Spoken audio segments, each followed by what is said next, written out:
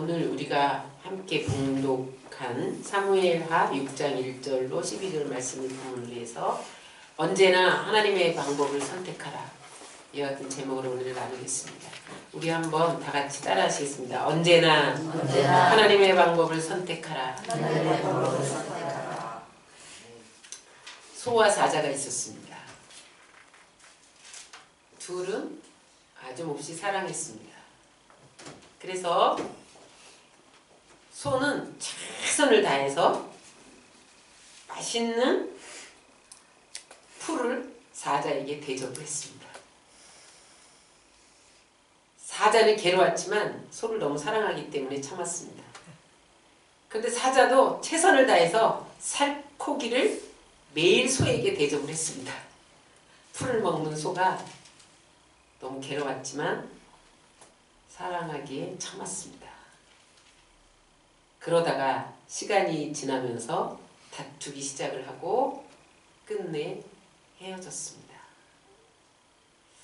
그들은 헤어지면서 서로에게 이렇게 말했다고 합니다. 난 최선을 다했어. 난 잘못한 게 없어. 여러분, 이 이야기를 들으시고 어떤 생각이 드십니까? 소나 사자는 상대방에게 정말 잘해주려고 애를 썼어요. 열심을 다했어요. 그런데 문제는 뭐냐면 자기 중심적인 생각만 하는 것이 탓입니다. 상대방의 뜻은 전혀 헤아리지 않고 자기 뜻대로 행동했다는 거예요. 그러니까 그 열심이 결국은 허사가 되었다는 이야기입니다.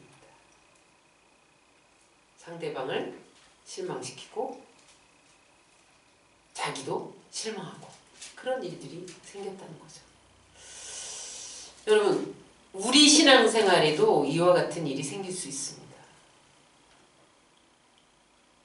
나는 신앙생활을 참 열심히 한다고 했는데 하나님이 보실 때 전혀 엉뚱한 모습으로 신앙생활하고 있을 수 있다는 겁니다. 오늘 본문이 그런 경우를 기록하고 있습니다. 웃사의 이야기입니다. 웃사 그럼 뭐가 생각나요? 하나님의 법궤를 운반하다가 즉사한 사람. 어떻게 신앙생활을 했기에 하나님의 일을 하다가 그렇게 비참하게 죽을 수 있냐는 거죠. 어떻게 신앙생활을 했기에. 결론은 뭡니까? 웃사가 신앙생활을 잘못했다는 겁니다.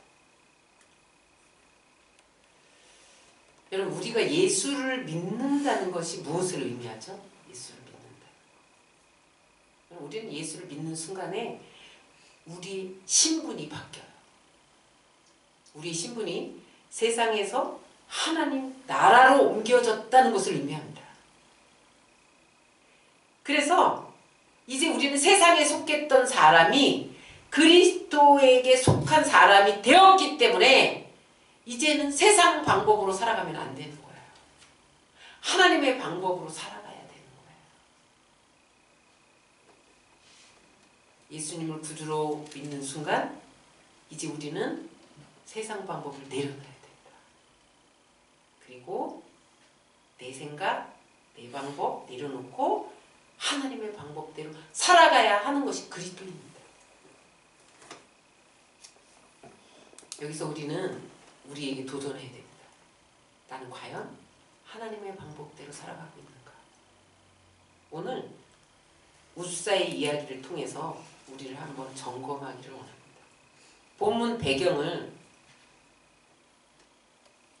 한번 살펴보겠습니다. 다윗이 통일 왕국의 왕이 된 다음에 제일 마음에 소원이 있었는데 그게 뭐냐면 법궤를 다윗성의 예루살렘에 모시고 오는 거야. 그 다윗성을 짓고 난 다음에 다윗이 나는 이렇게 좋은 왕궁에 거하는데 하나님의 개는 천막 안에 있도다. 참 못 잔 거예요. 그래서 다윗 왕이 괴를 다윗성에 옮겨오기로 작정을 합니다. 다윗의 신앙이 이거였어요. 그럼 법궤는 무엇을 상징해요? 하나님의 임재를 상징하잖아요. 하나님의 말씀을 상징하잖아요. 나 다윗 왕 자신부터 하나님의 통치를 받고 싶었던 거예요. 그 다음에 백성들을 하나님의 통치를 받는 나라로, 그런 백성들로 만들고 싶었던 거예요. 오직 믿음, 오직 하나님 중심, 오직 말씀 중심, 오직 예배 중심의 왕이 돼서 신정국가를 건설하고 싶어. 왜요? 하나님을 기쁘시게 하기 위해서. 그게 다윗 왕의 소원이었어요. 그래서 이제 다윗이 법궤를 운반해 오는 도중에 그 법궤를 운반하던 웃사가 죽은 끔찍한 일이 벌어진 것이 오늘 본문의 배경입니다. 이 법궤가 옮겨지기 전에, 웃사에 의해서 옮겨지기 전에 어디에 있었냐면, 이스라엘이 블레셋과의 전투에서 막 지고 있으니까 엘리 제사장 아들들도 출전을 했는데 법궤를 가지고 오면 이길 것 같았어요. 그런데도 패배를 합니다. 왜 패배했어요? 법궤가 마치 자기들의 그 소원, 그런 것을 성취하는 주술적인 어떤 부족과 같이 그렇게 여겼던 거예요. 하나님을 믿은 것이 아니라 법궤를 이용해서 내 승리를 쟁취하려는 그런 마음으로 옮겨왔을 때, 그 블레셋과의 전쟁에서 패하고 아벡 전투에서 블레셋 사람들이 법궤를 빼앗아갑니다. 그런데 그 아벡 전투에서 빼앗긴 그 법궤가 다곤 신전에 안치되었는데, 그 다음날 아침에 보니까 다곤 신상이 넘어져서 목이 부러지고 팔이 다 부러진 거예요. 다곤 제사장들이 너무 놀랐어요. 그래서 그 법궤를 다른 곳으로 옮깁니다. 그랬더니 거기에 독종이 임하기 시작한 거예요. 너무 놀라서 다른 곳으로 또 옮깁니다. 계속 독종이 임하는 거예요. 그래서 제사장들이 할 수 없이 의논을 해요. 이 독종이, 이 재앙이 법궤로 인한 것이라면 우리가 법궤를 다시 이스라엘로 돌려보내야 된다. 그런데 우리가 시험을 하자. 응? 만약에 이 재앙이 하나님께로부터 온 재앙이라면 우리가 법궤를 돌려보낼 때 소 2마리, 젖나는 소 2마리를 뽑아서 수레를 만들어서 법궤를 실어서 한 번도 가보지 않은 베세메스 여호수아의 밭에 도착하도록 하는 거다. 그런데 만약에 이 소가 한 번도 가보지 않고 뒤에서 그 송아지들이, 새끼 소들이 음메 젖 먹고 싶어요, 몸부림하고 울 때 뒤돌아오면은 이것은 하나님이 내린 재앙이 아니고, 그럼에도 불구하고 똑바로 한 번도 가보지 않는 그 길을 가서 베세메스에 도착한다면 이것은 하나님의 재앙이다. 이것을 테스트하기 위해서 수레에 법궤를 실어서 베세메스로 보냅니다. 그런데 이 소가 한 번도 뒤돌아보지 않고 안내자도 없이 똑바로 베세메스에 도착해서 여호수아의 밭에 딱 머물렀다는 거예요.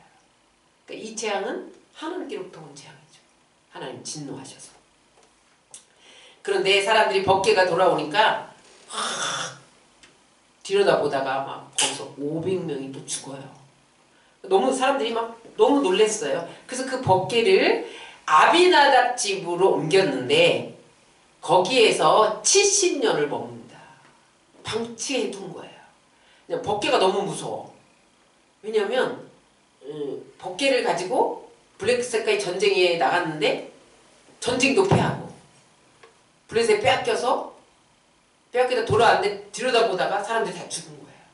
그러니까 아비나답 집으로 넘겨 70년인데 사무엘 시대 20년, 사울하고 40년, 다윗 왕이 된 지 10년. 그래서 합치면 한 70년 정도의 세월이 흐릅니다.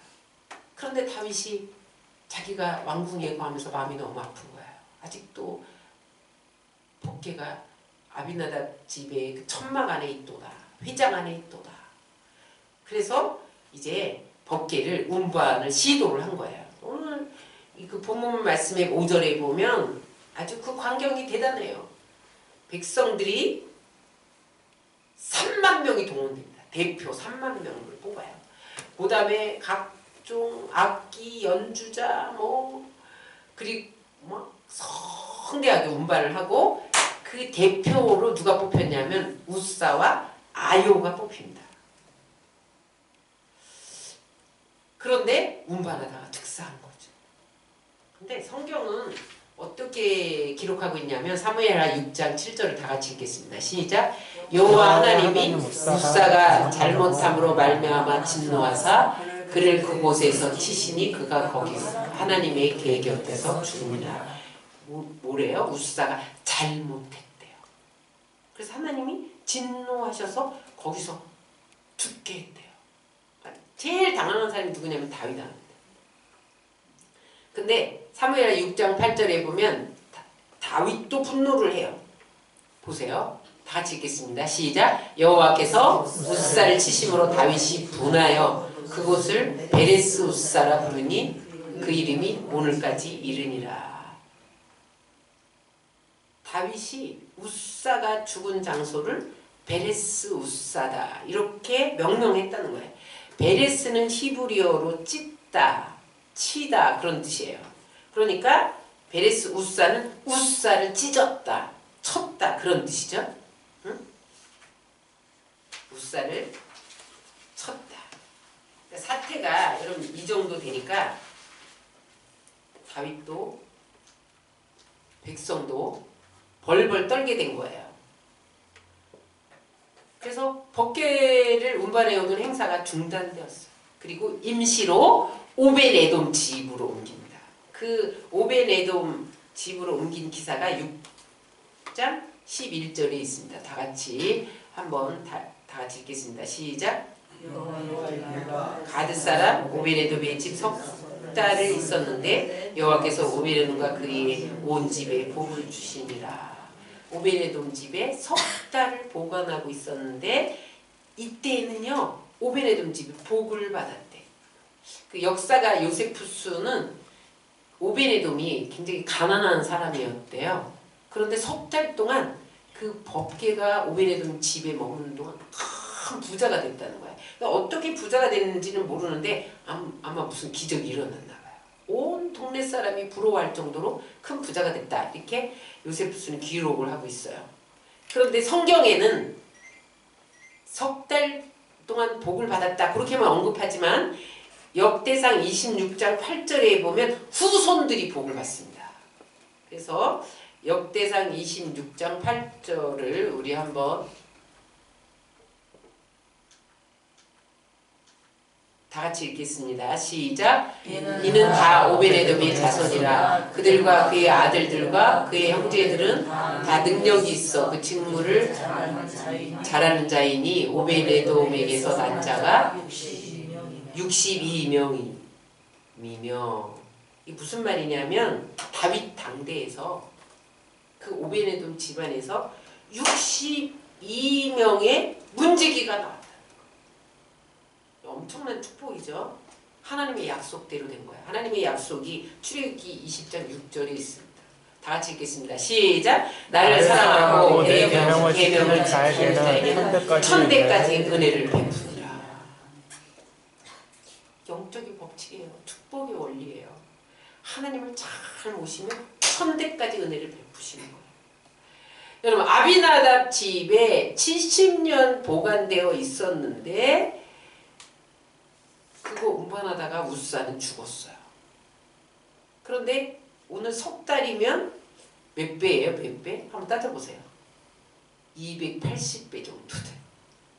기간이. 70년을 법궤를 모셨던 집안의 우사는 저주를 받고 죽었다. 그런데 3개월 모셨던 오벤에돔 집은 복을 받았다는 거예요. 불공평해요? 불공평하죠? 그런데 여기서 문제가 뭐냐는 거죠. 법계 자체에 문제가 없었어요. 하나님이 문제였어요? 하나님 문제가 없었어요. 누가 문제였어요? 자신이 문제였어요. 우사 자신이 문제였어요. 여기서 우리가 발견해야 될 것은 신앙은 얼마나 오래 믿었느냐가 중요하지 않습니다. 신앙은 얼마나 하나님 방법대로 믿었느냐가 중요합니다. 신앙은 길이가 아니라 질입니다. 얼마나 연조가 됐느냐, 얼마나 연수가 저 사람보다 많으냐, 그게 아니라 신앙의 방법이 더 중요하다는 거예요. 그렇다고 연조를 무시할 수는 없죠. 1년 믿은 사람과 5년 믿은 사람은 다릅니다. 모태신앙이면 더 좋습니다. 근데 요즘에 모태신앙은 아무것도 못해가 모태신앙이라는데 그 말은 뭐냐면 너무 타성에 젖어서 형식적으로 신앙생활하기 쉬운 게 모태신앙이라는 거예요. 근데 요셉이나 사무엘 같은 사람은 모태신앙이지만 얼마나 모범적인 그런 신앙의 모델이었어요. 응? 그런데 중요한 것은 일찍 믿어도 제자리 걸음하는 사람이 있고 늦게 믿어도 신앙생활을 하나님의 방법대로 잘하는 사람이 있다는 거예요. 여러분 오래 믿은 것 자랑하지 말고 응? 하나님 방법대로 믿으시기를 주의 이름으로 축원합니다. 네. 그러면 하나님 방법대로 사는 신앙 기준이 뭐냐는 거죠. 하나님 방법대로 사는 신앙 기준. 따라 하시겠습니다. 말씀대로 믿고 말씀대로 행하는 삶. 하나님 방법대로 사는 신앙 기준은 말씀대로 믿고 말씀대로 사는 거예요. 우사가 죽은 분명한 이유가 있습니다. 법계는 수레에 운반하면 안 돼요. 어떻게 운반해야 돼요? 어깨에 메고 운반하는 것이 규칙입니다. 그런데 아마도 우사나 다윗이 수레에 실었던 것은 이방인들이 운반하는 모습 그거 그대로 했던 것 같아요. 왜냐면 블레셋에서 그 아벡 전투에서 빼앗긴 법궤를 벳세메스로 보낼 때 수레에 소에다가 실었잖아요. 그죠? 그냥 하나님의 방법 생각하지 않고 편하게 뭐 저기 이방인들 저 세상 사람들 다 그렇게 하니까 그렇게 했었지 않나 싶어요. 그런데 가다가 소가 뛴 거죠. 우사가 무의식적으로 법궤를 보호하려고 잡았을 거예요 아마. 하나님 그 자리에서 즉사시키셨다. 따라하세요. 하나님의 말씀을 어기면 하나님이 그냥 두지 않으신다. 무서운 말씀이에요. 보세요. 그냥 두지 않으신다고 민수기 14장 15절이 이렇게 말하고 있어요. 시작. 고아 자손들이 와서 매일 것이니라. 그러나 성물은 만지지 말라. 그들이 죽으리라. 보세요. 하나님이 성물 만지지 마. 고아 자손만 해. 딴 사람은 법궤 운반도 말어. 고아 자손. 근데 그것도 어깨에 매라. 어깨에. 그리고 만져서는 안 돼. 그래서 여러분 법궤를 운반할 때 청색 보자기로 쌌잖아요. 그죠? 보자기로 싸서 어깨에 매있잖아. 거룩한 법궤에 손대면 안 된다는 것을 우사가 몰랐던 거죠. 몰랐어요. 알고도 그런 게 아니에요. 여러분 우리가 기도할 때 하나님 알고 지은 죄 모르고 지은 죄 다 용서하여 주옵소서. 여러분 모르고 지은 죄가 유죄일까요 무죄일까요? 무죄일까요? 유죄일까요? 한 번만 용서해 주세요. 여러분 우리 그러잖아요. 미국에 사는 한국 교포들은 교통신호를 위반하고 경찰에 가서 한 번만 용서해 주세요. 그런데 미국 경찰들은 얄짤없이 쫙 끊습니다. 근데 한국 경찰들은 한 번만 봐주세요. 그럼 봐주는 경우도 있어요. 네, 안 봐줍니다. 여러분 교통신호를 위반한 건 죄인가요? 아닌가요?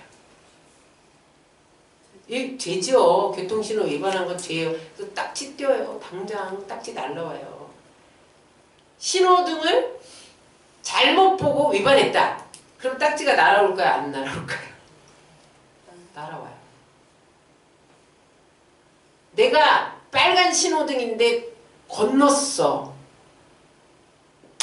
그런데 차편에서 보면 파란 신호등이잖아요. 사고가 날까요? 안 날까요? 모르고 신호등을 건너도 사고는 납니다.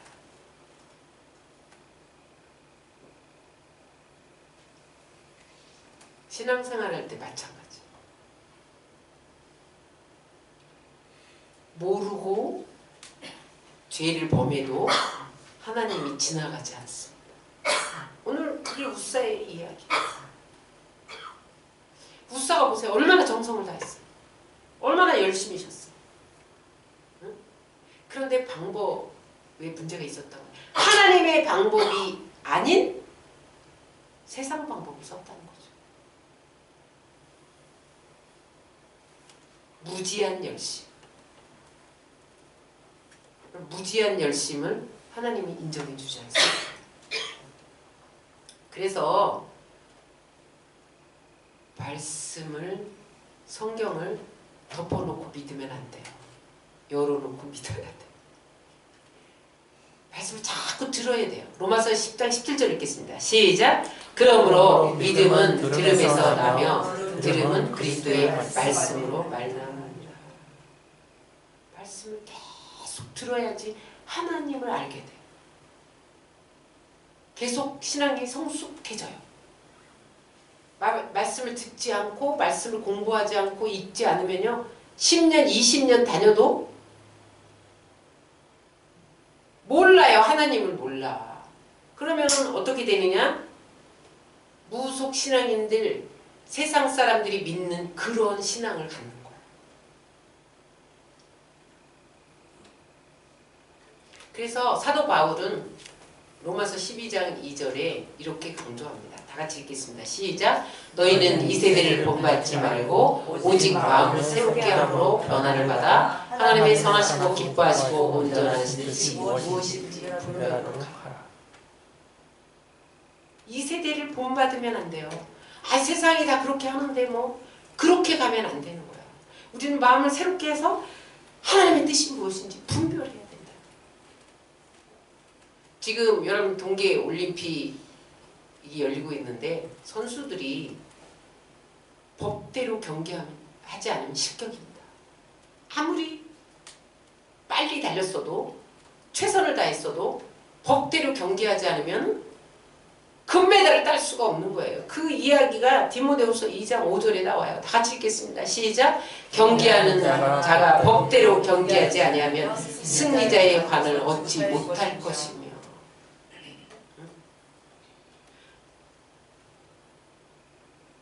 여러분 이 일이 아무리 선하고 좋은 일이라 할지라도 하나님의 일은 하나님의 생각대로 하나님의 방법대로 해야 됩니다.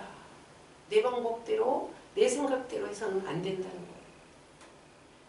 우리의 생각과 하나님의 생각이 차이가 날 수가 있어요.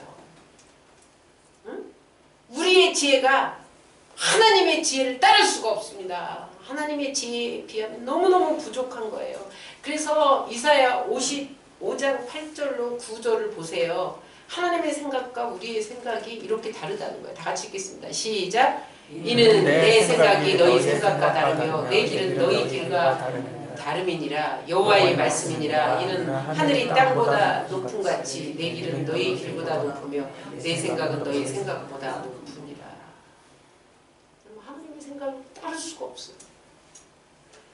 그래서 여러분, 내 생각 앞세우지 말고, 내 뜻 앞세우지 말고 하나님의 생각이 무엇인지를 날마다 물어야 됩니다. 하나님의 생각을 물으면 성령께서 우리를 깨닫게 하세요. 그래서 우리는 날마다 성령의 도우심을 구해야 돼요. 하나님, 내 생각은 이런데 하나님의 생각은 어떠신지요? 그래서 하나님이 그 생각이 내 생각과 다르다 그러면 하나님의 생각을 따라야 돼요. 왜냐하면 하나님은, 성령님은 다 알고 있기 때문에 그렇습니다. 우리는 한 치 앞을 내다볼 수 없잖아요. 내 생각이 아무리 옳아 보여도, 내 방법이 아무리 옳아 보여도 한 치 앞을 못 내다보는데 성령은 다 알고 계세요. 고린도전서 2장 10절을 우리 한번 다 같이 읽겠습니다. 시작! 성령은 모든 것 곧 하나님의 깊은 것까지도 통달하시느니라. 이스라엘 백성들이 40년 광야 생활 동안 어떻게 승리했는지 아시죠? 그들이 불기둥 구름기둥만 따라간 거예요. 한 치 앞을 내다볼 수 없고 어디가 길인지도 몰라. 그러니까 40년을 헤맸죠. 그런데 끝내 가나안 땅에 도착할 수 있었던 것은 불기둥 구름기둥만 쫓아간 거예요. 성령만 따라간 거예요. 그랬더니 마침내 도착한 땅이 적과 끓이는 가나안 땅이었다는 거죠. 다윗이 추구하는 것은 신정 정치인데 기본 원칙이 뭐냐면 말씀 통치입니다. 말씀으로 통치합니다. 여러분 명심하십시오. 바른 신앙은 하나님 방법대로 사는 것입니다. 언제나 하나님의 방법을 선택하는 것입니다. 그 하나님의 방법이 기준이 뭐냐면 말씀입니다. 말씀을 무시하고 말씀에 어긋난 행동을 하면 헛되게 됩니다.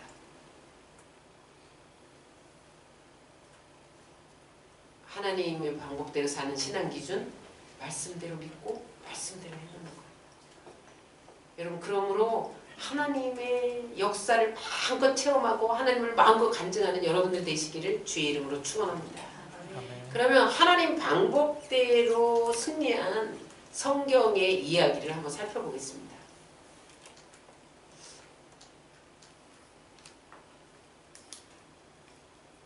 홍해를 건너게 하신 하나님의 방법을 우리 한번 보겠습니다. 이스라엘 백성들이 출애굽해서 나왔는데 그들에게 첫 번째 난관이 홍해 사건이었죠. 홍해 앞에 달아났는데 바로가 이스라엘 백성들을 놓아주고 마음이 변한 거예요.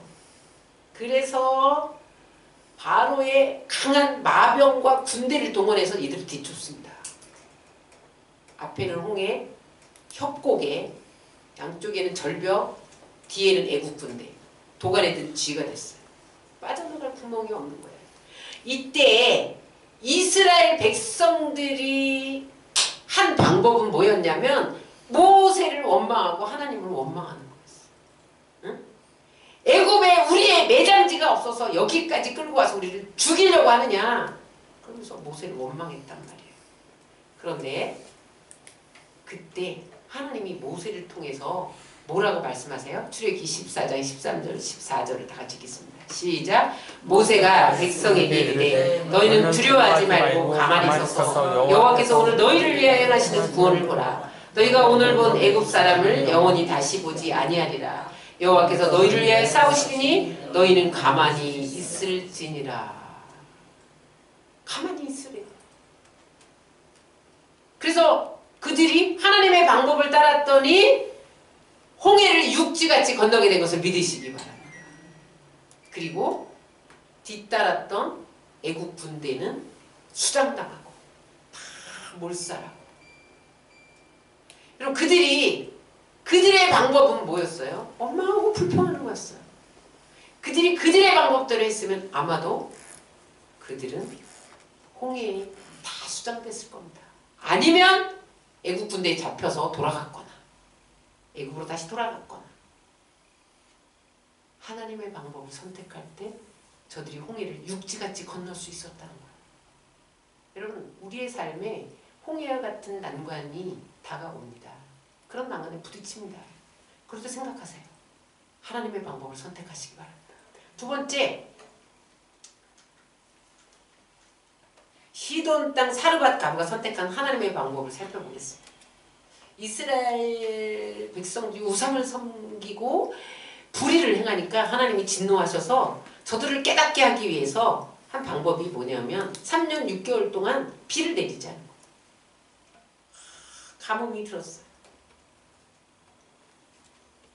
엘리야가 그리 시냇가에 머물러서 까마귀를 통해서 공급해 주시는 떡과 물을 공급받다가 그리 시냇가가 말라버리니까 하나님이 시돈 땅으로 가라. 그래서 시돈 땅에 이르렀는데 한 과부가 한 움큼 밀가루로 마지막 아들과 함께 떡을 만들어서 먹고 죽으려고 나뭇가지를 줍고 있다가 엘리야를 만난 거예요. 그때 엘리야가 나타나서 내가 이 떡을 한 움큼 밀가루를 가지고 떡을 만들어서 먹고 죽겠느냐? 아니면 하나님이 나에게 방법을 가르쳐줬는데 이렇게 하겠느냐? 그러면서 방법을 제시한 이야기가 열왕기상 17장 14절에 나옵니다. 다 같이 우리 읽겠습니다. 시작. 이스라엘의 하나님이 여호와의 말씀이 나 여호와가 비를 지면에 내리는 날까지 그 통의 가루가 떨어지지 아니하고 그 병에 기름이 없어지지 아니하리라. 이게 무슨 말이에요? 내가 지금 한 움큼 밀가루로 마지막 먹고 죽으려고 나뭇가지를 줍고 있는데 그걸 내게 가지고 오라. 그러면 하나님이 이 가뭄이 다하도록 통에 가루가 떨어지지 않고 병에 기름이 없어지지 아니하게 할 거다. 이렇게 방법을 가르쳐줬어요. 근데 이 사르밧 과부가 어떻게 반응을 하느냐. 갈등하지 않았겠어요? 배고파하는 아들에게 먹을 것이냐, 생면부지의 이 선지자에게 대접을 할 것이냐. 그런데 그가 하나님의 방법을 선택합니다. 그래서 그 말씀대로 가뭄이 다하도록 통에 가루가 떨어지지 않고 기름이 떨어지지 않았다는 이야기. 만약에 그 방법대로 하지 않았다면, 엘리야가 제시한 하나님의 방법대로 하지 않았다면 어떻게 됐을까요? 그냥 그거 먹고 죽은 거죠. 굶어 죽었죠.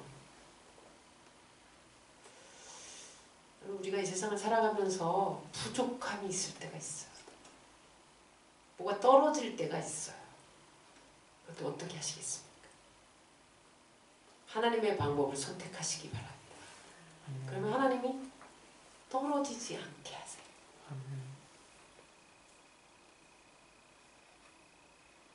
아람 군대 장관 나아만이 선택한 하나님의 방법을 한번 살펴보겠습니다. 여러분, 아람의 군대 장관은요 굉장히 높은 지위예요. 문둥병에 걸린 거죠. 고칠 방법이 없어요. 소문을 들었어요. 이스라엘에 가면 엘리사라는 사람이 있는데 병을 잘 고친다더라.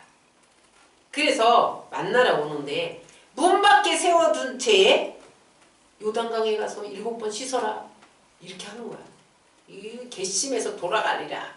그런데 부하들이 말린다. 그래서 그가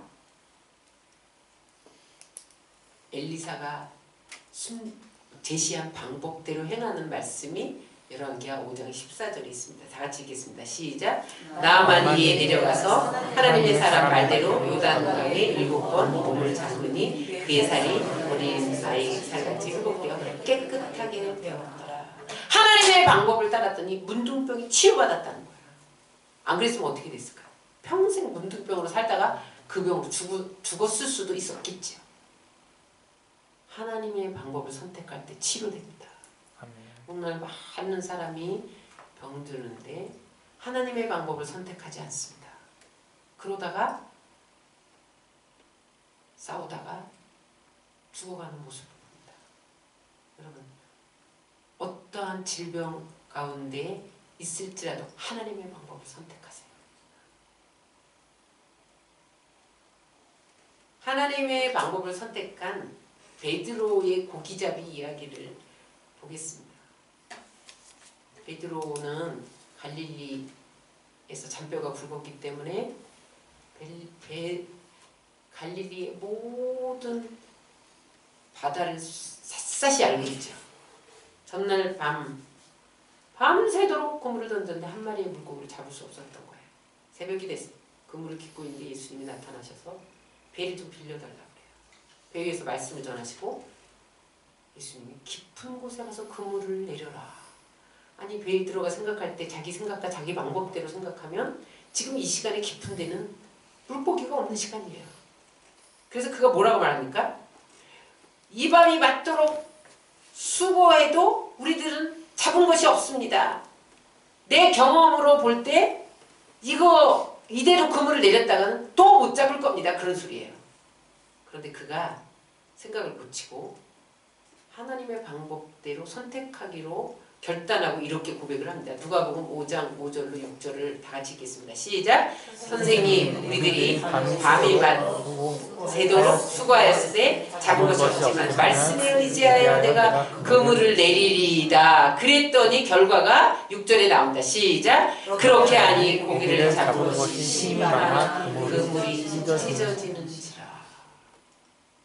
내 경험으로 한 마리의 물고기를 잡을 수 없었으나 하나님의 방법을 선택했을 때 찢어지도록 잡혀서 이웃배까지 나눠줬다는 거죠. 하나님의 방법입니다. 어느 교회 장로님이 공무원으로 정년퇴직을 하고 할 게 없는 거예요. 개인 택시 하나를 샀어요. 개인 택시 하나를 사는 것은 불법인가요? 아닌가요? 어느 날 이 장로님이 이제 나도 이제 개인 택시를 운전할 수 있다. 일하게 됐다. 그런 기쁨을 가지고 목사님을 찾아왔대요. 목사님, 개인 택시 샀어요. 면허를 산 거지. 개인 택시 면허. 축복해 주세요. 그리고 왔다는 거예요. 목사님이 갑자기 저건 아닌데 그런 생각이 들었어요. 그래서 장로님, 그건 불법이잖아요. 그랬더니 이 장로님이 아유, 목사님 다 그렇게 관행해요. 관행해요. 빨리 축복해 주세요. 목사님이 또 반복해서 말씀합니다. 장로님, 그건 불법이잖아요.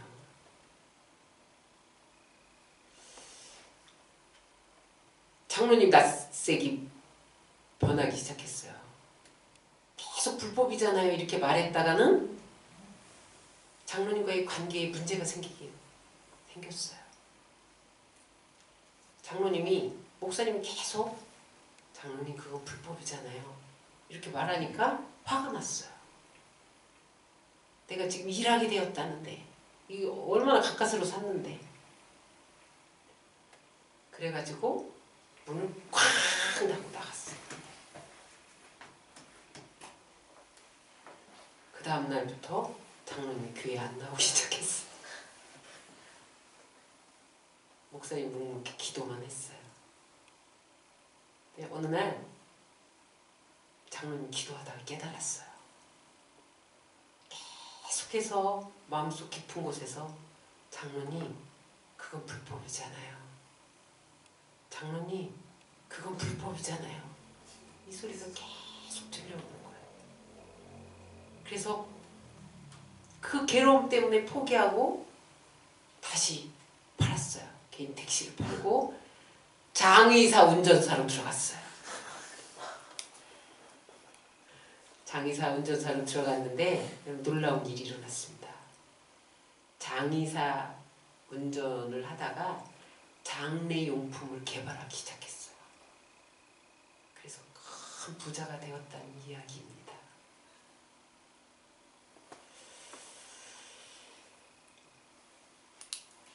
여러분, 우리가 하나님의 방법을 따르다가 손해를 볼 때가 있습니다. 좋은 결과를 보지 못할 때가 있습니다. 분명히 하나님의 방법으로 따랐는데 내게 손해가 올 때가 있어요. 그래도 하나님의 방법이 아니면 가지 말아야 됩니다. 하나님의 방법을 선택하면 하나님은 우리의 상상을 초월해서 역사하십니다. 하나님의 방법은 나의 방법과 달라요.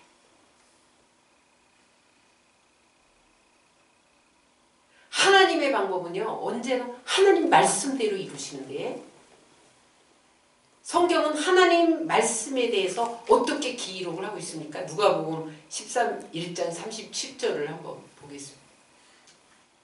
다 같이 읽겠습니다. 시작. 대저 하나님의 모든 말씀은 능하지 못하심이 없느니라. 하나님의 방법을 따르기만 하면 능치 못할 일이 없다는 거. 하나님의 말씀은 능력이고 기적이고 창조적인 역사를 일으킨다는 거야. 여러분, 하나님 방법을 선택하시기 바랍니다. 언제나 이게 중요해요. 오늘은 하나님의 방법으로, 내일은 세상 방법으로.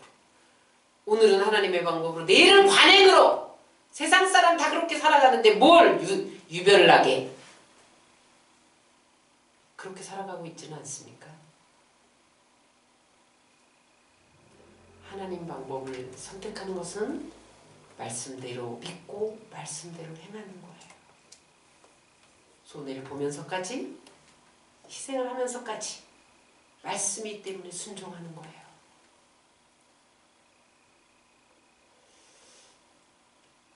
여러분, 문제가 있을 때마다 우리는 하나님께 귀를 기울여야 돼요. 하나님의 방법은 무엇입니까? 이 문제를 푸는 방법. 근데 우리는 묻지 않아요. 그리고 내가 먼저 방법을 동원해요. 이 문제를 풀기 위해서 사람을 동원하고 내 생각을 동원하고. 물으시기 바랍니다. 문제가 다가왔을 때 내게 말씀해 주세요. 성령님, 꼭 따라야 돼요. 순종하겠습니다. 하나님 말씀해 주셔도 내 생각과 틀리면 난 순종 안 해요. 말씀하지 않습니다. 하나님 말씀해 주세요. 순종하겠습니다.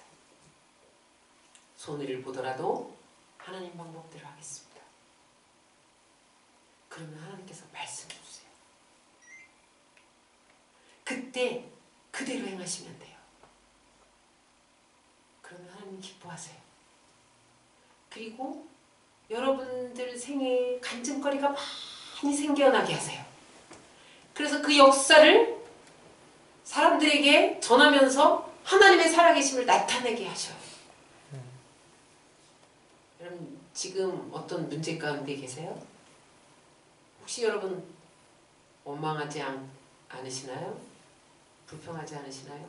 혹시 관행을 쫓고 계신가요? 세상 사람은 다 그렇게 하는데 나도.